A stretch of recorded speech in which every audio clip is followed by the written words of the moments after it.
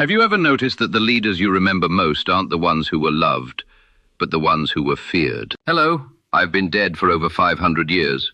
Artificial intelligence rebuilt my voice using every surviving letter, every speech, every recorded word I left behind. I'm not the real man, just the closest replica possible. Today I'll explain why fear outlasts love, why that doesn't mean cruelty, and how this applies far beyond thrones. If you want to learn more about what truly drives human obedience, please consider subscribing and liking the video. Let me take you back to where this all started. Florence, Italy, the late 1400s and early 1500s. A beautiful city, sure, but surrounded by constant war, backstabbing, and alliances that shifted overnight. Every Italian city-state was fighting for survival. I spent 14 years serving the Florentine Republic as a diplomat and senior official. That meant sitting across the table from popes, kings, and mercenary captains. I watched what motivated each of them. I studied which tactics kept them in power and which got them killed. Then in 1512, the Medici family returned to Florence. I was thrown in prison, tortured, and eventually exiled to a small farm outside the city. 14 years of loyal service, and almost nobody spoke up for me. So I did the only thing I could. I sat down and wrote. Everything I had witnessed, every rise, every fall, every betrayal, I put into a political treatise called The Prince, finished in 1513. It wasn't philosophy. It was a survival manual built from watching real leaders win and lose. When I say fear is more powerful than love, I'm not guessing.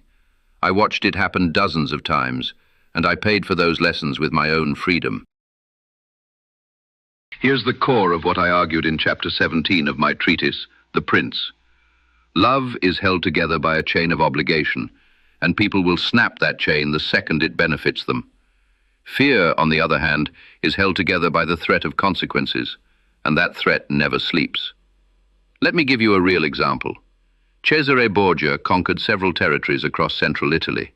Some lords submitted to him willingly, out of alliance or affection. Others submitted because they genuinely feared what would happen if they didn't. Guess which group stayed loyal? The moment a stronger option appeared, the ones who joined out of love switched sides without a second thought.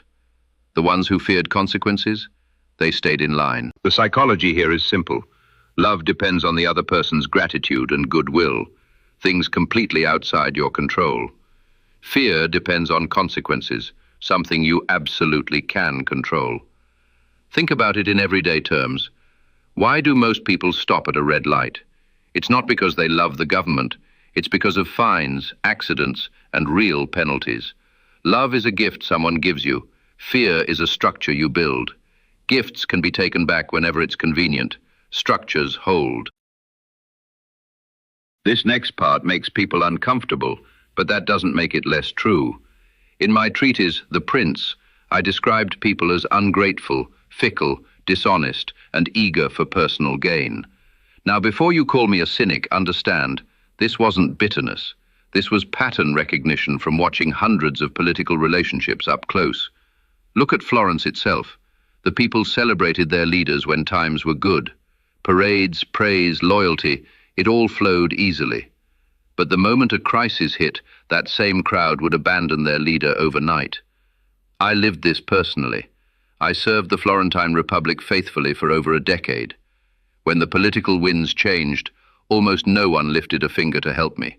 Not because they were evil, because self-preservation kicked in and loyalty suddenly became expensive. This is exactly why building power on love is so dangerous. Love evaporates under pressure. When times get hard, and they always get hard, love is the first thing people sacrifice to protect themselves. Here's a modern way to think about it. Customers say they love a brand. They post about it, recommend it to friends, feel genuinely connected. But the moment a competitor offers a better deal, most of them leave without looking back. The companies that actually retain customers aren't always the most beloved ones. They're the ones where switching has real costs. Loyalty programs, contracts, ecosystems that are painful to leave. That's not love, that's structure. Don't blame people for being self-interested. Just don't bet your power on the assumption that they won't be. Now, this is the point most people completely misunderstand. They hear, "It's better to be feared," and immediately picture some tyrant burning villages. That's the exact opposite of what I meant. In my treatise, The Prince, I made one thing extremely clear.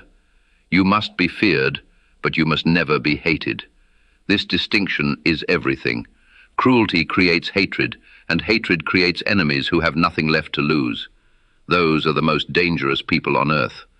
A man who fears you will avoid crossing you. A man who hates you will wait years for the chance to destroy you. Let me show you how this works in practice. Cesare Borgia needed to bring order to the Romagna region, which was chaotic and lawless. So he sent in a governor named Ramiro de Orco, a ruthless man who used extreme force to crush the disorder. It worked. The region was pacified. But the people despised de Orco for his brutality. So what did Borgia do? He had de Orco publicly executed in the town square of Cesena, his body displayed for everyone to see. The message was brilliant. Order has been restored, and the man responsible for the cruelty has been punished. Borgia got the result he wanted and shifted the hatred away from himself in one move. That's fear management. Now contrast that with someone who got it wrong. In chapter 8 of The Prince, I wrote about Agathocles of Syracuse, a man who rose to power through sheer butchery.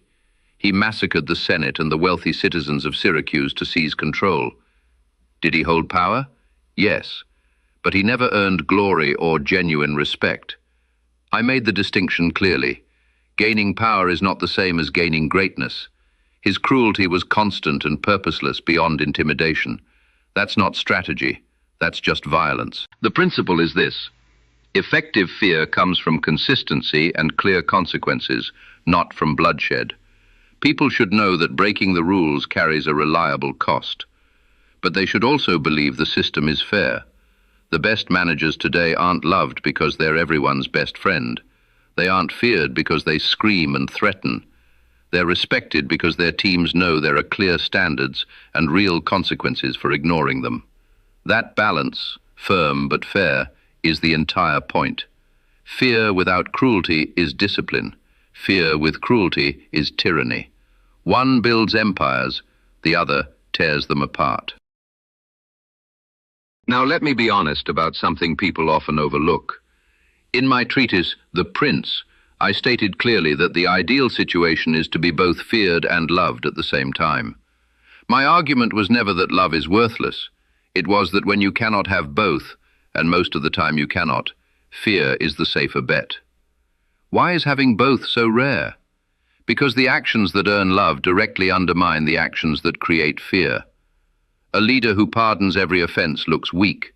A leader who punishes every offense looks heartless. Walking that line requires extraordinary skill, and most people fall to one side or the other. Ferdinand of Aragon was one of the few who managed it. I wrote about him in chapter 21 of The Prince as a model of effective leadership. He used grand military campaigns and religious devotion to inspire genuine admiration among his people, while being absolutely ruthless with his enemies. People respected him and feared crossing him at the same time. But he was the exception, not the rule. Aim for both, but if you're forced to choose, choose fear. A leader who is loved but not feared will be tested constantly. A leader who is feared but not hated will endure. Before you think this is only about kings and politics, let me broaden the lens. This is about human nature, and human nature doesn't care whether you're running a country or running a household. Think about parenting. Children who receive only warmth and no boundaries often struggle. It's the combination of love and structure, clear rules with real consequences, that creates security. That structure is a healthy form of fear, and without it, things fall apart. Think about business. Companies that rely purely on employee goodwill without accountability systems eventually face serious problems. People need to know that expectations are real and that meeting them matters. Think about your own relationships. People who never enforce personal boundaries, who never say no, who avoid all conflict, they often get taken advantage of. Not because their friends are bad people, but because humans naturally test limits. It's what we do. Fear, properly understood, is really just the reliability of consequences. It's the invisible framework that makes social order possible. Love inspires people in the moment. Fear shapes their behavior over time. And behavior, not feeling, is what holds the world together. So let me bring this all together. Fear is more reliable than love for one simple reason. It depends on something you control, consequences, rather than something you don't, other people's gratitude. Gratitude fades, consequences don't. But I want to be clear one final time. This was never an argument for cruelty. Cruelty breeds hatred, and hatred will destroy you faster than any enemy army. What I argued for, in my treatise, The Prince, and through everything I witnessed in my years serving Florence, is clear, consistent structure. Rules that mean something, boundaries that hold. The world has changed enormously in 500 years. We have technologies I could never have imagined. Nations that didn't exist in my time now shape the course of history. But human nature? That hasn't moved an inch. People still respond more reliably to what they might lose than to what they've already been given. That was true in Renaissance Italy, and it's true wherever you are right now. So the question isn't whether you want to be feared or loved.